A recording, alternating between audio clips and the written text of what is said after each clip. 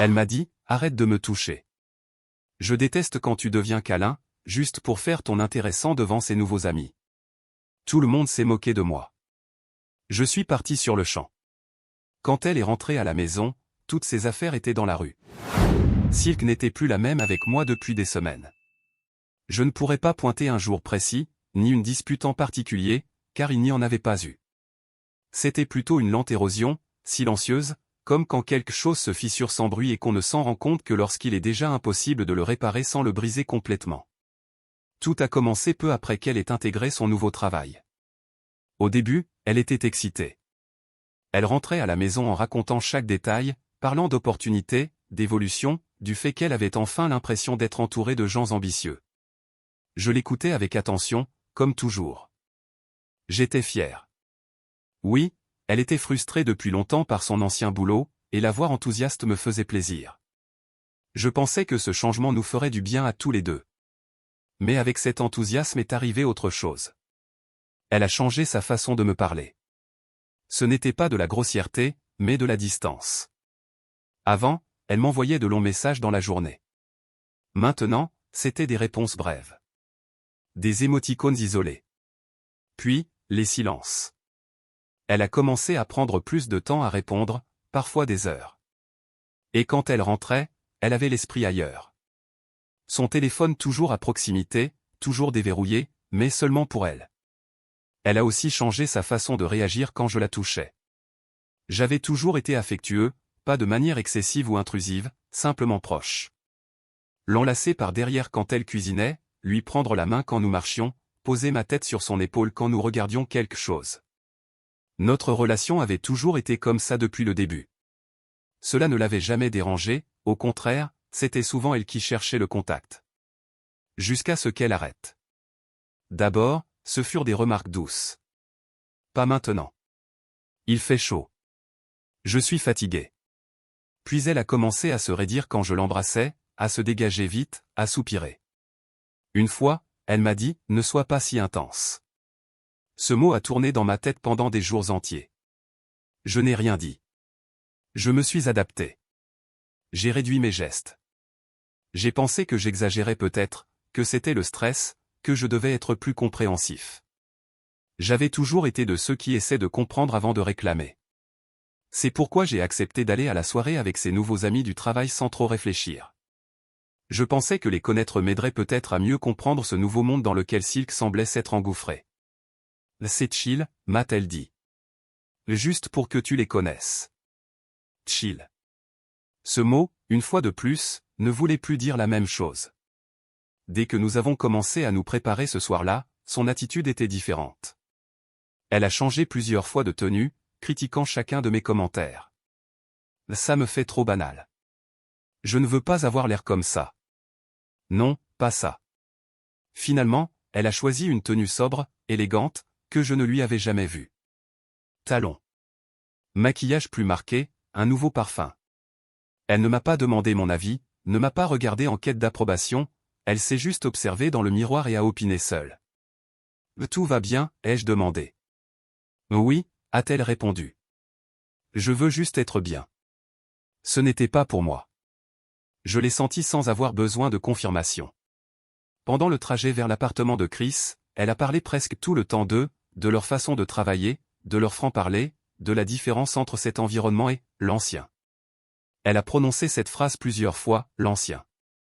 Et à chaque fois, j'avais le sentiment que, d'une certaine manière, j'étais inclus dedans. L'appartement était moderne, froid, impersonnel. Un de ces endroits qui semblent tout droit sortis d'un magazine. Dès notre entrée, j'ai su que je ne cadrais pas. Ils étaient déjà là. Chris, Patrick et Rich. Ils riaient entre eux comme s'ils partageaient un code secret. Silk a lâché ma main avant d'entrer. Les gars, voici Stuart, a dit ma petite amie. Il n'y avait pas d'emphase, pas de fierté. C'était une présentation fonctionnelle. Comme dire, c'est le chauffeur, ou, c'est mon cousin.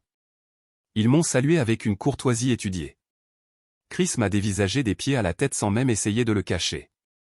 Patrick m'a adressé un sourire narquois. Rich a été le plus amical, ou du moins le plus sûr de lui. Il a serré ma main avec force, en me fixant. Alors c'est toi, Stuart. Il n'a rien ajouté, mais il n'en avait pas besoin. Nous nous sommes assis. Silk s'est placée à côté de moi, mais avec une certaine distance. J'ai essayé de me rapprocher un peu. Elle a bougé à peine, presque imperceptiblement, mais assez pour que je le remarque. La conversation a tourné autour du travail. Des anecdotes internes, des blagues que je ne comprenais pas, des commentaires sur des gens que je ne connaissais pas. J'acquiesçais, je souriais, j'intervenais quand je trouvais une ouverture. Silk parlait avec animation, différemment de quand elle me parlait ces derniers temps, plus sûre d'elle, plus brillante. À un moment, j'ai pris sa main sur la table, un geste simple, automatique. Elle a retiré sa main. « Mais qu'est-ce qu'il y a ?» lui ai-je chuchoté. « Rien » a-t-elle dit. Mais le regard qu'elle m'a jeté en disait long. Ensuite est venu le commentaire de Patrick sur les couples, trop intenses. Il l'a dit sur le ton de la plaisanterie, mais en me regardant. Chris a ri fort. Silk aussi. Ce rire m'a fait plus mal que je ne l'aurais cru. Je me suis à nouveau rapproché de Silk. Cette fois, j'ai passé mon bras autour de ses épaules. C'était un réflexe, quelque chose que j'avais fait 1000 fois sans y penser. Elle s'est aussitôt raidie. « Arrête de me toucher », a-t-elle dit d'une voix claire. « Je déteste quand tu deviens câlin. C'est juste pour m'étreindre devant ses nouveaux amis. » Tout le monde s'est moqué de moi. Ce n'était pas un chuchotement. Ce n'était pas privé. C'était direct, public, définitif. Le silence a duré à peine une seconde, puis les rires sont arrivés. Des rires francs, complices, pas nerveux ni gênés. Des rires moqueurs. « Waouh » a dit Patrick. Ça, c'était direct. « Les limites sont les limites », a commenté Chris en levant son verre. « Elle t'a mis à nu, mec », a ajouté Rich, amusé. J'ai retiré mon bras lentement. Je sentais mon visage brûler. Mon estomac était noué. J'ai regardé Silk, espérant une réaction, des excuses, un geste pour adoucir la situation. Il n'y a eu rien. Elle continuait à parler à Chris comme si je n'existais pas. « Au travail, on apprend à marquer la distance », disait-elle. Tout contact n'est pas nécessaire. Contact inutile. C'est ainsi qu'elle appelait quelque chose qui, pendant des années, avait été normal entre nous. La conversation a continué à tourner autour du même thème. Les couples, l'image, l'importance de savoir se comporter. Chaque commentaire était une couche supplémentaire d'humiliation. J'étais là, assis, à les écouter me disséquer devant ma propre petite amie. Et elle, non seulement ne me défendait pas, mais elle était d'accord. Pendant qu'il parlait, je me souvenais. Je me souvenais de Silk s'endormant dans mes bras, disant que mon contact l'apaisait, me cherchant dans les pièces. Je me souvenais qu'elle ne m'avait jamais demandé de changer ça. Jusqu'à maintenant. Je me sentais déplacé, petit, ridicule, comme si soudain ma façon d'aimer était quelque chose de honteux. J'ai regardé Silk. Elle était penchée vers Rich, riant de quelque chose qu'il lui disait à l'oreille. Un rire complice, intime, le même rire qui, avec moi, avait commencé à se faire rare. À ce moment-là, j'ai compris que quelque chose s'était brisé. Je ne savais pas encore ce que j'allais faire. Je ne savais pas encore comment cette soirée allait se terminer, mais je savais que cette moquerie, je ne l'oublierais pas. Et je savais que ce n'était pas seulement une réunion gênante, c'était un signe. Un signe que je ne pouvais plus ignorer. J'ai demandé à Silk que nous parlions en privé, presque sans y penser. Ce n'était pas une demande douce ni romantique. C'était plutôt un besoin physique, comme quand on sent que si on ne sort pas pour respirer, on va étouffer sur place. Je me suis levé un peu de ma chaise et me suis penché vers elle. « Silk, on peut parler un moment ? En privé ?» Elle m'a regardé avec agacement, comme si je venais d'interrompre quelque chose d'important. Malgré tout, elle a accepté d'un hochement de tête. « Un instant » a-t-elle dit aux autres. « On revient. » Chris a levé un sourcil avec un sourire narquois. Patrick a laissé échapper un petit « court », comme si nous étions des adolescents. Rich s'est contenté de boire une gorgée de son verre. Nous sommes allés sur le balcon de l'appartement. Il n'y avait personne d'autre. La porte coulissante s'est refermée derrière nous et le bruit de la fête est devenu étouffé. L'air de la nuit était froid, mais ma poitrine, à moi, brûlait. « Qu'est-ce qui se passe ?» lui ai-je demandé directement, sans détour. Pourquoi est-ce que tu te comportes comme ça avec moi? Elle a soupiré, croisé les bras et s'est adossée à la rambarde. Elle ne m'a pas regardé tout de suite. Elle semblait plus agacée que repentante. Parce que c'est vrai, a-t-elle finalement dit. Tu es trop collant, Stuart. J'ai senti le coup sec, comme si elle m'avait giflé. Empalagoso. Empalagoso, ai-je répété. Pour t'avoir embrassé. Elle a levé les yeux au ciel. Tu ne peux pas me ficher la paix une seule soirée, a-t-elle ajouté. C'est si difficile? C'est ça qui m'a fait le plus mal. Me ficher la paix. Comme si j'étais une nuisance. Comme si ma présence était quelque chose qu'elle devait tolérer, pas choisir. Alors dis-moi une chose, ai-je dit en essayant de garder la voix ferme. Pourquoi est-ce que tu devais le dire devant eux? Là, elle a hésité une seconde. Juste assez pour que je le remarque.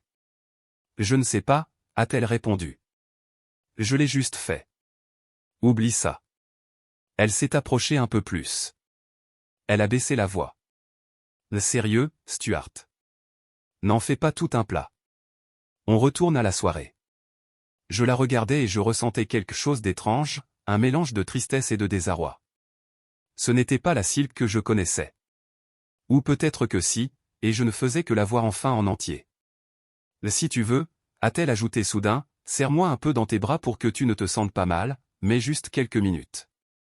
Je suis resté silencieux. Si tu veux. Juste quelques minutes. Comme si elle me faisait une faveur, comme si le contact entre nous avait maintenant une durée limitée, chronométrée. J'ai senti un nœud dans ma gorge. Je n'ai rien dit. Pas parce que j'étais d'accord, mais parce que je ne savais pas quoi dire sans paraître pathétique. J'ai acquiescé à peine, plus par inertie que par volonté. Nous sommes rentrés. La musique jouait toujours, les rires aussi. Personne ne s'est excusé, personne n'a baissé le ton. Au contraire, il semblait que mon absence avait servi à aiguiser les commentaires. Je me suis rassis, cette fois à plus de distance. Je me sentais mal à l'aise, comme si je devais maintenant mesurer chaque geste, chaque mouvement. J'ai pensé quelque chose que j'avais honte d'admettre, même à moi-même, maintenant, je dois mendier pour pouvoir embrasser ma petite amie. Patrick a repris la conversation comme si de rien n'était. À vrai dire, a-t-il dit, je trouve que ces mecs qui sont toujours collés à leurs copines, à se faire des câlins tout le temps, sont trop dépendants. Chris a acquiescé. Oui, c'est une attitude très féminine. Silk a bu une gorgée de son verre, elle n'a rien dit. J'ai senti quelque chose se serrer en moi, mais ça n'a pas encore explosé. Rich est intervenu aussitôt avec un sourire en coin. Oui, mais bon, qu'est-ce que tu veux y faire, a-t-il dit. Il y a des hommes avec un taux de testostérone bas, sans remède.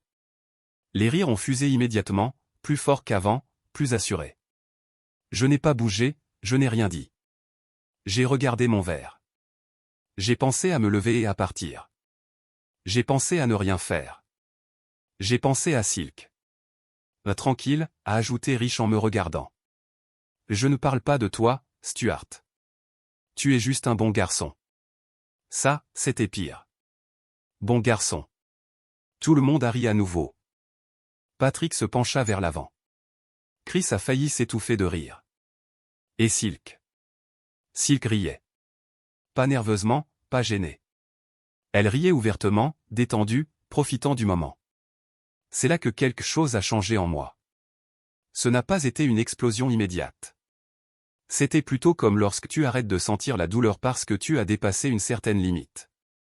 Je suis resté immobile quelques secondes de plus. Je les ai observés. J'ai observé ma petite amie riant de moi, cible de la blague. J'ai observé comme personne ne pensait à s'arrêter. Je me suis levé. Le bruit de la chaise qu'on tire a fait taire les rires un instant. Vous savez quoi, j'ai dit. Cette soirée est une connerie. Silence bref. C'est devenu une séance de moquerie juste parce que j'ai pris ma copine dans mes bras, j'ai continué.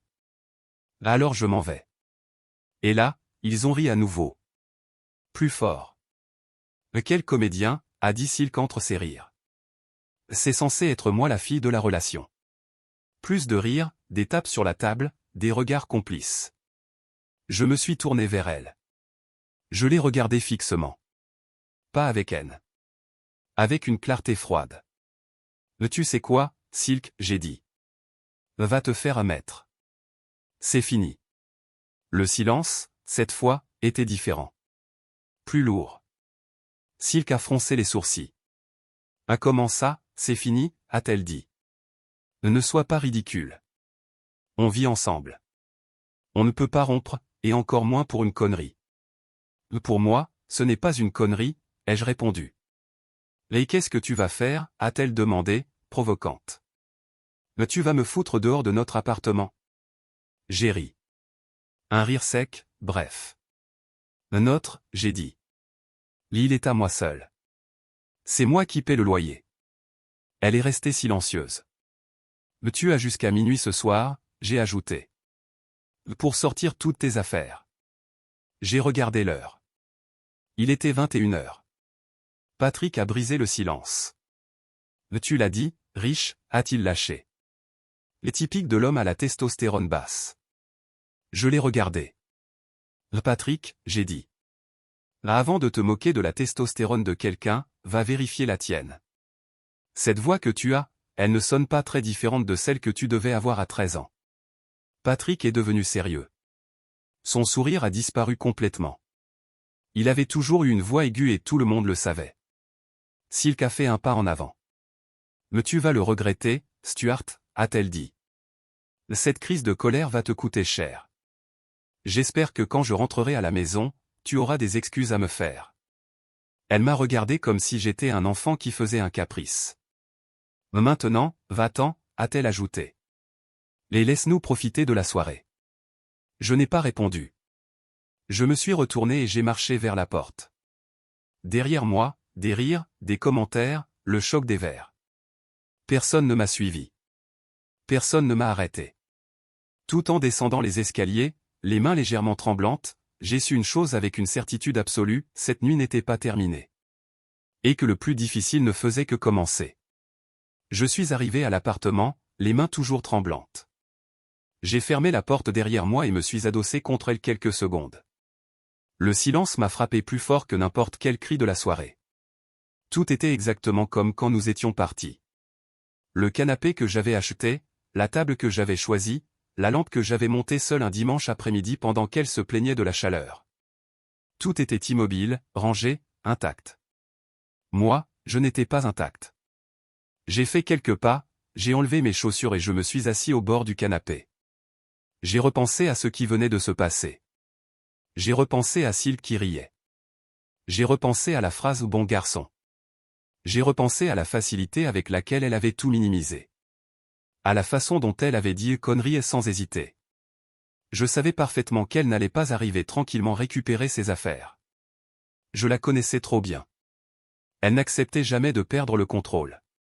Elle trouvait toujours le moyen de retourner la situation, de jouer l'offensée, d'imposer sa version. Si je laissais tout en place et allais me coucher, elle allait arriver en criant, en réclamant, en exigeant d'entrer. Et même si je sortais ses affaires, elle avait les clés. Elle pouvait entrer quand elle voulait. Je pensais, même si je sors tout, même si je ferme, elle entrera quand même. Je me suis levé et je suis allé à la cuisine pour me servir un verre d'eau. C'est là que je les ai vus. Les clés étaient sur la table, à côté de son petit sac. C'était toujours comme ça. Silk avait une forte tendance à les oublier. Elle se reposait sur moi. Elle savait que j'avais toujours les miennes. Elle savait que j'étais toujours là. Cette nuit, sans s'en rendre compte, elle avait laissé juste la seule chose qui lui donnait le pouvoir de revenir. Je les ai regardés un moment. Je n'ai pas senti de culpabilité. Je n'ai pas senti de précipitation. J'ai senti quelque chose de plus froid, de plus clair. J'ai souri. Ce n'était pas un grand sourire triomphal. C'était bref, silencieux, comme si le destin, pour une fois, m'avait mis les bonnes pièces en main. D'accord, j'ai dit à voix basse. Faisons-le bien. Je suis allé dans la chambre et j'ai sorti les cartons que j'avais rangés au-dessus du placard. Des cartons de quand j'avais emménagé ici, avant de la connaître.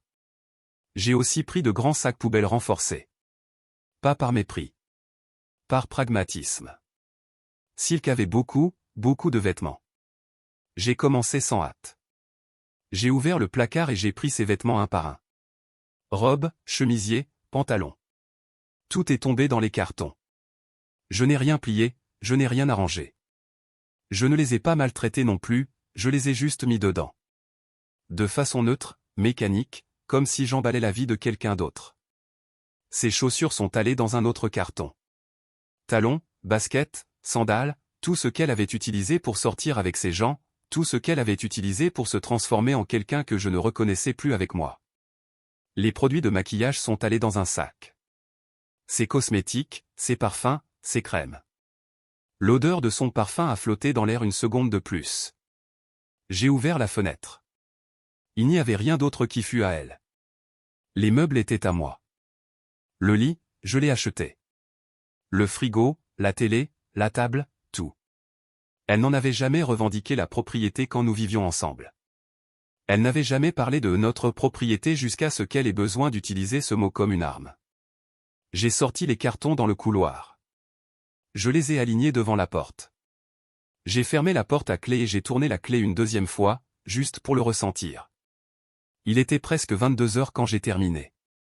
Je me suis assis sur le canapé et j'ai éteint les lumières. Je ne voulais plus penser. Je ne voulais pas l'imaginer arriver. Je ne voulais pas anticiper.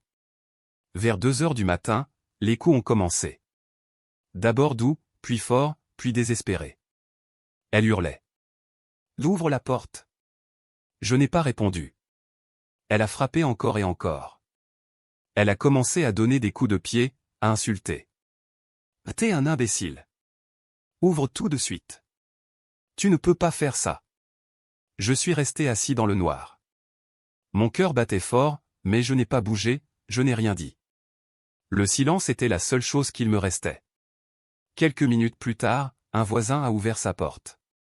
« Taisez-vous » a-t-il crié. « Je vais appeler la police. » Silk a baissé le ton, mais n'est pas partie. Elle s'est mise à pleurer. Des pleurs bruyants, exagérés, les mêmes qu'elle utilisait quand elle voulait retourner une situation. « S'il te plaît, Stuart, disait-elle. Pardonne-moi. Parlons. Ouvre juste. » Je n'ai pas répondu. Les minutes ont passé. Les coups se sont espacés. Puis les insultes sont revenues, puis les pleurs à nouveau, tout cela par cycle. Je regardais l'heure. À 5 heures du matin, on n'entendait plus rien. Je ne savais pas si elle était partie ou si elle était simplement assise dans les escaliers. Ça ne m'importait plus non plus. Je me suis couché sans enlever mes vêtements. Je n'ai pas beaucoup dormi. Le lendemain, vers midi, mon téléphone a sonné. C'était un numéro non enregistré. J'ai répondu. « C'est Stuart » a demandé une voix masculine, furieuse. « Oui. Je suis le père de Silk. Tu sais ce que tu as fait? Pour qui tu te prends? » Je ne l'ai pas interrompu. Il a déversé tout. Que j'étais un abuseur, un immature, comment j'avais osé laisser sa fille à la rue, que j'allais le regretter. Quand il a fait une pause pour reprendre son souffle, j'ai parlé. « Votre fille ne m'a pas respecté. Elle s'est moquée de moi devant d'autres. Elle m'a humilié. Et ce n'était pas la première fois. Ça ne justifie rien, a-t-il hurlé. Pour moi, si, ai-je répondu. Et elle mérite ça, et plus encore. Il y eut un silence. Ne me rappelez plus, ai-je ajouté. J'ai raccroché. Les jours suivants ont été étranges. Pas silencieux comme je l'avais imaginé, mais bruyants d'une autre façon. Silk n'est pas revenue à l'appartement, n'a pas tenté d'entrer à nouveau, mais elle est apparue ailleurs. Partout où elle pouvait être vue. Elle a commencé à poster des vidéos sur ses réseaux. D'abord une, puis une autre, puis une par jour. Toujours avec la caméra proche, une lumière douce, les yeux rouges mais bien maquillés. Elle pleurait de façon posée, mesurée, pas comme elle pleurait vraiment quand quelque chose la touchait, mais comme quelqu'un qui sait quand respirer pour que l'alarme soit parfaite. Les phrases étaient toujours similaires. On ne sait jamais ce qu'on a avant de le perdre. Le vrai amour n'apparaît qu'une fois. Ne sois pas comme moi, et poursuis-le avant qu'il ne soit trop tard. La vie te donne des leçons dures, et celle-ci fut la mienne. Elle ne prononçait jamais mon nom. Elle ne parlait jamais de ce qui s'était passé. Elle ne mentionnait pas la moquerie, l'humiliation, les rires. Elle laissait juste clairement entendre qu'elle était brisée, qu'elle avait perdu quelque chose de précieux, qu'elle était une victime de ses propres décisions, ou de quelqu'un d'autre, selon qui interprétait le message. Les gens répondaient comme on pouvait s'y attendre. Des commentaires de soutien, des cœurs, des messages du style « Tu mérites mieux », ses nouveaux amis, surtout du travail, lui laissant des phrases profondes comme s'il la connaissait depuis toujours. Je n'ai rien fait. Pas de réaction, pas de commentaires, pas de j'aime, pas de partage, pas d'indirect. Je n'ai rien posté. Pas de phrases cryptiques, pas de stories tristes. J'ai simplement continué ma vie, ou du moins ce qu'il en restait à ce moment-là. Elle m'a envoyé des messages que je n'ai pas lus. D'abord longs, puis courts. Elle est passée du reproche au pardon sans étapes intermédiaires. On peut parler comme des adultes. Tu es allé trop loin, mais moi aussi j'ai fait des erreurs. Notre relation me manque. Je n'ai pas répondu. Une nuit, presque une semaine plus tard, un numéro inconnu m'a appelé. J'ai hésité quelques secondes, mais j'ai répondu. Stuart, a dit sa voix. C'était Silk. Je voulais juste entendre ta voix, a-t-elle ajouté rapidement. Tes câlins me manquent. Je n'ai pas soupiré. Je n'ai pas ressenti de nostalgie. Je n'ai pas ressenti de colère. Juste de la fatigue. À vrai dire, lui ai-je dit, rien ne me manque. Silence. Peut-être que ma testostérone n'était pas si basse, après tout. Je n'ai pas attendu de réponse. J'ai raccroché. J'ai bloqué le numéro. Après ça, elle a cessé d'appeler. Les vidéos ont continué un moment, avec de moins en moins d'interactions.